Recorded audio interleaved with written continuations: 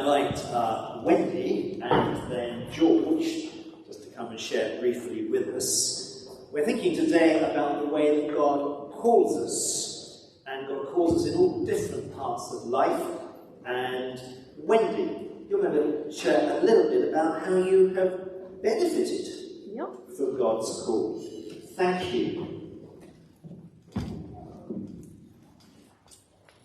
When Martin spoke last week about generosity, it just made me think that just how blessed I am by the generosity of all of you here. That I only get to church on a Sunday because somebody gets the lift, because there's no way I can get here on my own. And during the service, somebody will tell me what's happening, if there's anything going on up at the front, they'll tell me who's helping at communion, so that I feel really included in the service, and somebody will sit with me and give up that time of worship to help me to feel included. If there's coffee, a couple appears for me without having even to ask, which is wonderful. And a couple of weeks when we had Nathan's leaving party in the other room, I came 48 hours after surgery only because so many people helped me because they knew how much I wanted to be here. Without that generosity, I would have been sitting at home and feeling very miserable. I never feel excluded in church, ever. I always feel completely included. And I think most blind people will say they don't really feel safe other than in their own houses.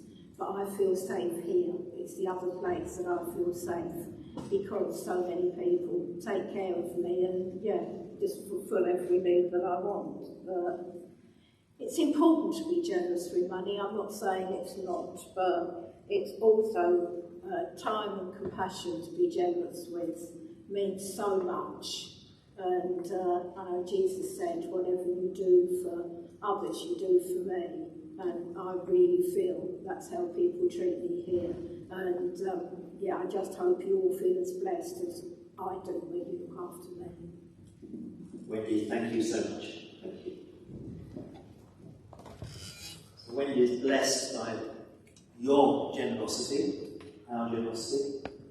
Your response to the call of Christ in your baptism. Reflected there. George, this is a different sort of call. George, this is something I asked you to share that you did this last week. Again, responding to the call of God. Well, vocation for me is sometimes about campaigning passionately on behalf of other people. So recently I've been campaigning for better education in our prisons. If sending people to prison is going to be of any lasting value to society as a whole, then it has to be about the reformation and the rehabilitation of prisoners whilst they're in prison. And providing education is a key part of this transforming process. The reoffending rate of prisoners when they're released remains stubbornly high in this country, and it's costing the country about £18 billion per year. But prisoners who participate in education whilst they're in prison are less likely to reoffend than those who don't. And of course there are huge challenges because 42% of prisoners were excluded from school in their school days, and about 40% have some form of learning disability. However, there are some fantastic things which are happening at the present time. Part of my campaigning is to encourage and affirm what the government is doing in this area and what our MP, Robert Halfon, is also doing in his role as chairman of the Parliamentary Select Committee on Education. Robert, as you know, is a champion of apprenticeships, and they're now introducing apprenticeship schemes into our prisons, specifically as a result of what Robert Halfon has been campaigning for. And the government is doing other things to improve education in prisons. They're currently investing in more prison officers. They're spending more money on prisons, on the prison estate as they call it, especially bringing up to date the digital infrastructure, because online courses and resources, as you know, are such an important part of modern day learning.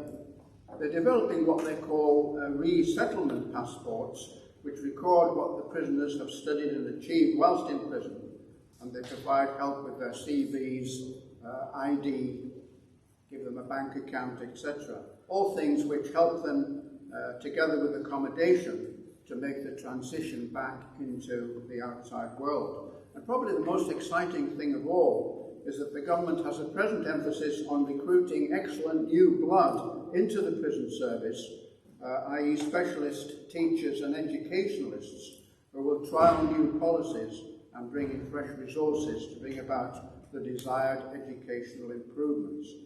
So at the present time I see this as one aspect of my vocational calling, something which God has given me a passion for.